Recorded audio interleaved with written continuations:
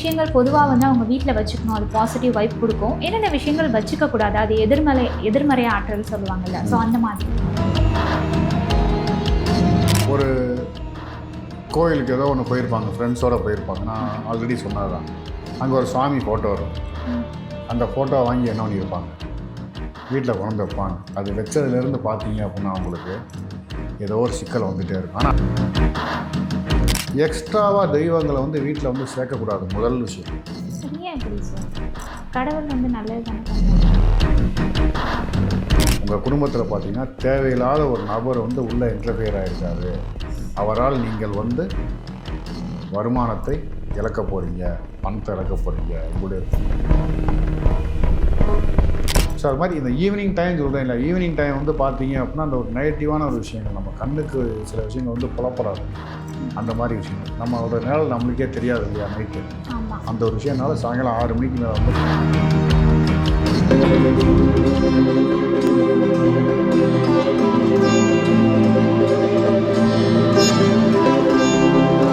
இப்போ ஒரு குடும்பம் இருக்காங்க அப்படின்னா நிறைய விஷயங்கள் இருக்கு. என்னென்ன விஷயங்கள் பொதுவாக வந்து அவங்க வீட்டில் வச்சுக்கணும், அது பாசிட்டிவ் வைப் கொடுக்கும், என்னென்ன விஷயங்கள் வச்சுக்க கூடாது, அது எதிர்மறை ஆற்றல் சொல்லுவாங்கல்ல, ஸோ அந்த மாதிரி. நம்ம வந்து பாசிட்டிவாக விஷயத்தை யோசிப்போம்.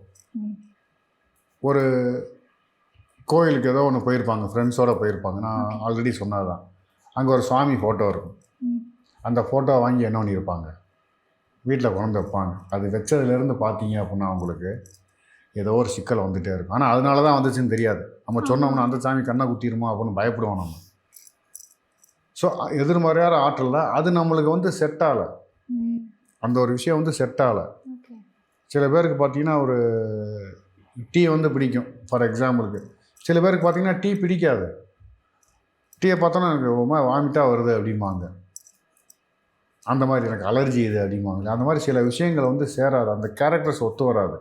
சில தெய்வங்கள் கரடு முரடாக இருக்கும். அந்த மாதிரி எக்ஸ்ட்ராவாக தெய்வங்களை வந்து வீட்டில் வந்து சேர்க்கக்கூடாது. முதல் விஷயம். சரியா எப்படி சார்? கடவுள் வந்து நல்லது தானே பண்ணுவாங்கன்னு சொல்லி. ஆமாம். ஒரு அமைதியான பெண் இருக்குது, அதுக்கு ரக்கடாக ஒரு பையனை கல்யாணம் பண்ணி வச்சா என்ன ஆகும்? நல்லா இருக்காது. கரெக்டு தானே? நல்லவன் தான் அவன். அதான் ரக்கடான ஆள்லாம் கெட்டவன் கிடையாது, நல்லவன் தான். இருந்தாலும் அப்ரோச்சு மேட்ச் ஆகாது. டம்முன்னு இருக்குமா? வெளியே இருந்து 4 ஏழரையை கூப்பிட்டு வருவேன், இது பயந்து போய் உட்காந்துருக்குமா? இதே 2 பேருமே அப்படி ரக்கடாக இருந்தால் என்ன, வெளியே இருந்து 7 இது சேர்த்து என்ன ஒன்று சண்டை ஓடுமா? தோஷங்கள்னு வர்றப்ப அது சொல்கிறேன் உங்களுக்கு. அது என்ன எதனால இந்த விஷயங்கிறத உங்களுக்கு சொல்லுவேன், அதை டீட்டெயிலாக சொல்லுவேன். ஒன்று. ரெண்டாவது, இந்த மாதிரி விஷயங்களை வந்து தேவையில்லாத பொருட்களை வந்து வீட்டில் சேர்க்கக்கூடாது. வீட்டில் வெயிட் ஏற்ற தேவையில்லாத சாமான்கள் இருக்க பொதுவாகவே சொல்கிறேன், தேவையில்லாத சாமான் உள்ளே இருக்க அது என்ன ஆகும்னு சொல்லி கேட்டிங்க அப்படின்னா உங்களுக்கு பாரத்தை கொடுக்கும். இந்த வாஸ்துவில் சொல்லுவாங்க, இந்த இடத்துல குப்பையாக போட்டு வைக்கக்கூடாது, செய்யக்கூடாதும்பாங்க. அது மாதிரி பாரத்தை ஏற்ற உங்களுக்கு சுமைகளை வந்து அதிகரிக்கும். முடிஞ்ச அளவுக்கு வீட்டில் உங்களுக்கு தேவையான பொருட்கள் வச்சுக்கணும். அதே மாதிரி நிறைய இப்போ உள்ளவங்களாம் பார்த்தீங்க அப்படின்னா அது ஒரு அடிக்ஷன் மாதிரி.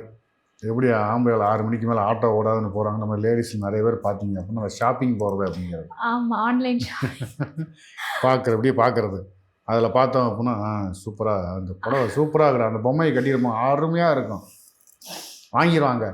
அதை எடுத்து போட்டோன்னே பார்த்தா ஊரில் உள்ள இருக்கிற நாய் ஃபுல்லாக துரத்தம் அந்த மாதிரி இருக்கும். அது அவசரப்பட்டாங்கடா.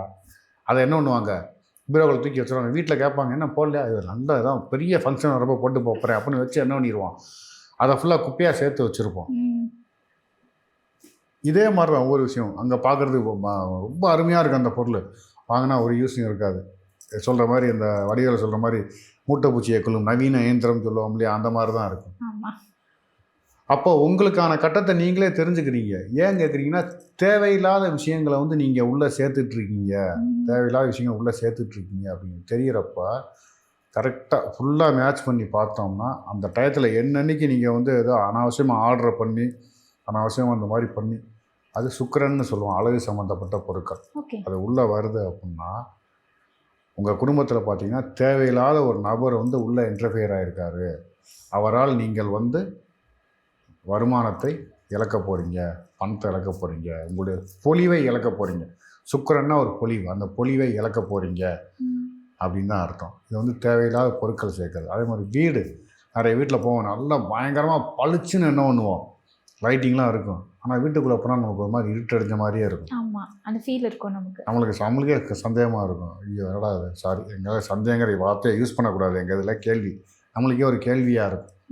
என்ன கேட்டிங்க அப்படின்னா, இந்த வீடு நம்ம கண்ணுன்னு தான் போச்சு, அதாவது லைட்லாம் பவராக இருக்கேடா.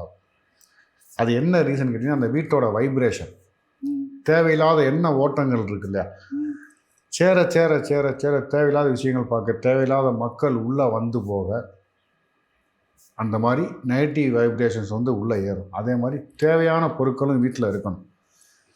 இப்போல்லாம் கருங்காலிங்கிறது பயங்கர ஃபேமஸ் ஆகிடுச்சு. அந்த காலத்தில் எல்லார் வீட்லேயும் கருங்காலி இருந்துச்சு. எல்லார் வீட்லேயும் உலக்கை இருக்கும்.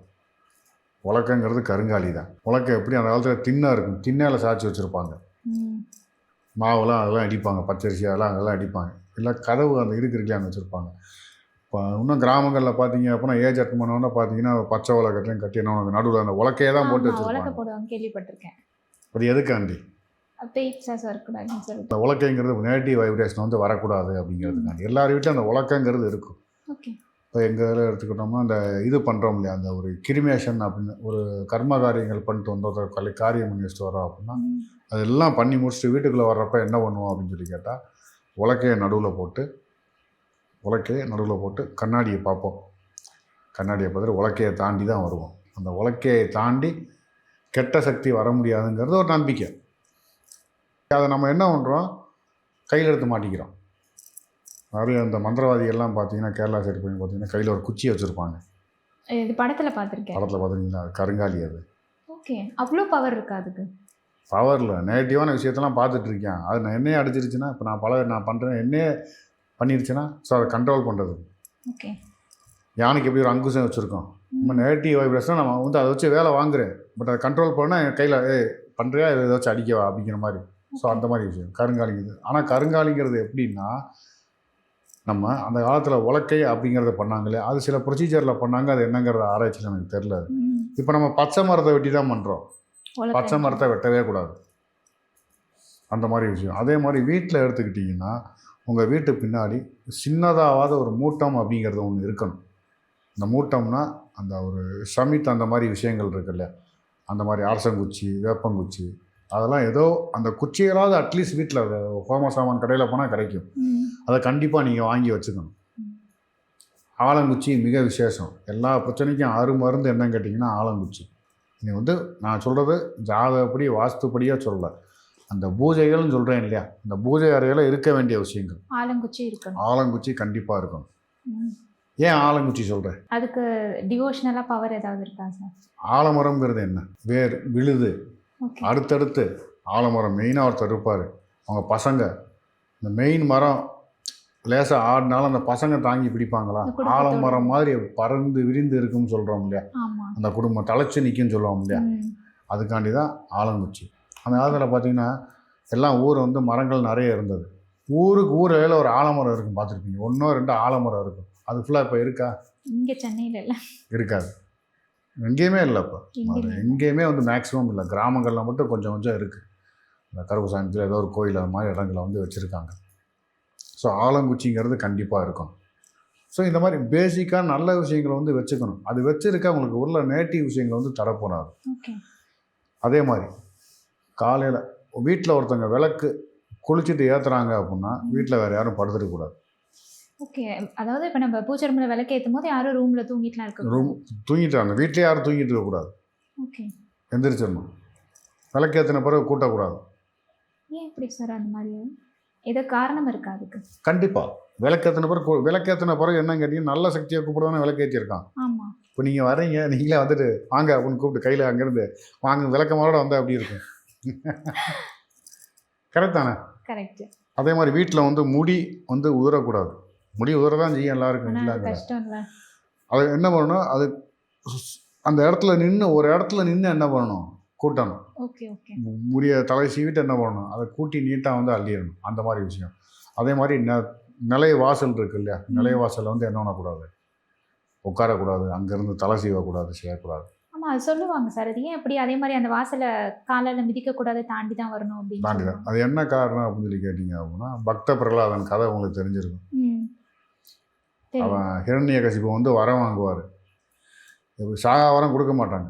அப்போ என்ன பண்ணுவார், நான் வந்து பஞ்சபூதத்துலையும் சாகக்கூடாது, நீர்லேயும் சாகக்கூடாது, நிலத்துலையும் சாகக்கூடாது, வீட்டுக்குள்ளேயும் சாகக்கூடாது, வீட்டுக்கு வெளியும் சாகக்கூடாது, உயிருள்ள பொருளாலும் சாகக்கூடாது, உயிரற்ற பொருளாலும் சாகக்கூடாது, ம். மனுஷனாலும் சாகக்கூடாது, மிருகத்தாலும் சாகக்கூடாது. எல்லா ஆப்ஷனையும் ப்ராபபிலிட்டின்னு சொல்லுவோம். பிஎஸ்சி மேத்தமெட்டிக்ஸில் இருந்து ப்ராபபிலிட்டிம்போம். ம். எல்லா ப்ராபபிலிட்டியும் சொல்லிடுவார். சரி பண்ணுவார். கடைசியாக பார்த்தா நரசிம்மர் அவதாரம் எடுத்து என்ன பண்ணுவார், வீட்டுக்கு உள்ளேயும் வச்சுக்கொள்ள வெளியேயும் வச்சுக்கொள்ள, நிலப்படியில் ஆமா. நகம்ங்கிறது இது வரைக்கும் உயிர் உள்ளது உயிர் இல்லாதது, ம். அதை வச்சு பூமியிலையும் இல்லை ஆகாயத்தில் அந்த இடத்துல வச்சு என்ன பண்ணுறாரு, மனுஷனும் இல்லை மிருகமும் இல்லை, ரெண்டும் கலந்த மாதிரி வதம் பண்ணுவார். பிடிச்சிடுறாங்களா. அதனால தான். ஸோ அந்த ஒரு ரீசன் தான் வந்து இது. ஓகே. அதனால அந்த வாசல் படியில அந்த சில ஆமாம், விஷயங்கள் 6 மணிக்கு மேலே வந்து கூட்டக்கூடாது, 6 மணிக்கு மேல கூட்டக்கூடாது. வீட்டை வந்து கூட்டக்கூடாது, விளக்க வச்சு வீட்டை கூட்டக்கூடாது அப்படிம்பாங்க. இது சொல்லுவாங்க. அது ஏன் அப்படி? அந்த மகாலட்சுமி போயிடுவாங்கன்னு சொல்லுவாங்களே. அந்த காலத்தில் தோல் வீடு ஏதாவது கீழே வந்து தொலைஞ்சிருக்கும், வீட்டில் கண்ணு எரியாது, கூட்டினோம்னா அப்படியே வெளியே போயிடும். ஓ, அதனால. அப்படி கூட நகைச்சுவையாக எடுத்துக்கலாம். ம். ஆனால் அப்படி கிடையாது. 6 மணிக்கு மேலே சந்திரன் அப்படிங்கிறத ஒரு அழகுன்னு சொல்லுவோம். சூரியனுங்கிறது ஒரு ஆளுமை, சந்திரனுங்கிறது ஒரு பொலிவு அப்படின்னு சொல்லுவோம். ஓகே. அந்த பொலிவு வந்து போயிடும் அப்படின்ட்டு. நைட்டு தான் அந்த கெட்ட கிரகங்கள்லாம் ஆக்டிவாக இருக்கும். ஓகே. இந்த சுடுகாட்டில் போய் மதியம் 12 மணிக்காக பூஜை பண்ணுறேன், நைட்டு 12 மணிக்கு போனான்னா அது மாதிரி நெகட்டிவான வைப்ரேஷன்லாம் அது இருட்டு தான் பிடிக்காது, பகல் வந்து அதுக்கு பிடிக்காது. இருட்டில் தான் சக்தியாக இருக்கும் அது. ஓகே. சில பேரை சொல்லுவோம், சில பேருக்கு வந்து ராகு தசை போகுது அப்படிம்பாங்க. போகிறப்ப என்ன சொல்லுவோம் அப்படின்னா, சரி எங்கேயாவது வெளியூர் போக சொல்லுங்கள், நான் படிக்கிற பையங்க எங்கே போவேன், ம். சரி ஹாஸ்டலில் போடுங்க, ஒரு பையன் ஹாஸ்டலில் போட முடியாது, சரி என்ன பண்ணுறது, வேறு எந்த ஆப்ஷனும் இல்லையே. ம். அப்போ என்ன பண்ணுங்க, ஈவினிங் வந்து விளக்கு வச்சோம்னா, ராகுங்கிறது ஒரு என்ன சொல்கிறது, நம்மளை வந்து ஒரு ஏதாவது ஒரு கற்பனையான ஒரு வழிக்கு இழுத்துட்டு போகிறது, கற்பனையான உலகத்துக்கு இழுத்துட்டு போகிறது.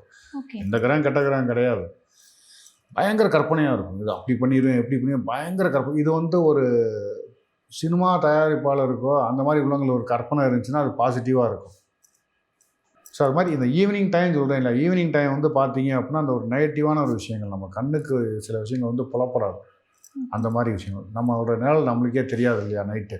ஆமா. அந்த ஒரு விஷயம்னால சாயங்காலம் 6 மணிக்கு மேலே வந்து கூட்டக்கூடாது. கூட்டக்கூடாது. சந்திரனுங்கிறது என்ன, பெண் தானே. சூரியனுங்கிறது ஆண், சந்திரனுங்கிறது பெண். பெண் அப்படிங்கிறப்ப அந்த பெண் சந்திரன் இரவில் தானே வருவாங்க. மகாலட்சுமிங்கிறது சந்திரன் தானே சொல்கிறோம் நம்ம. ம். அப்படிங்கிறப்ப நம்ம என்ன பண்ணக்கூடாது, அந்த இடத்துல ஈவினிங் வந்து கூட்டக்கூடாது, தேவையில்லாத விஷயம் வந்து பண்ணக்கூடாது அப்படிங்கிறது. நீங்கள் நல்லா யோசிச்சு பாருங்களேன் சார். இப்போ லைட் ஃபெசிலிட்டி வந்துருச்சு, நீங்கள் ஆரம்பத்தில் விளையாட்டாக சொன்னீங்க, தங்கங்க மிஸ் பண்ணியிருப்பாங்க கூட்டினா கண்ணுக்கு தெரியாதுன்னு சொல்லிட்டு, அப்படின்னு விளையாட்டாக சொல்கிறோம் இல்லையா. நீங்கள் என்ன தான் இருங்க, நைட் ஷிஃப்ட் வேலை பார்த்தேன், ஃபுல்லாக வேலை பார்த்தேன், என்ன சொன்னாலும் நைட்டு தூங்குற மாதிரி பகலில் தூங்க முடியுமா? அது உண்மை. அந்த அமைதி வராது நமக்கு, அமைதியான தூக்கம். அதுதான் விஷயம், வேறு எதுவும் கிடையாது. இப்போ வந்து வீட்டில் அந்த மணி ஓசை கேட்கணும்னு சொல்லி கேள்விப்பட்டிருக்கேன். பூஜை பண்ணும்போது அந்த மணி சத்தம் கண்டிப்பாக இருக்கணும் அப்படின்லாம் சொல்கிறாங்களே, அது எதனால சார்? அது உண்மைதானா?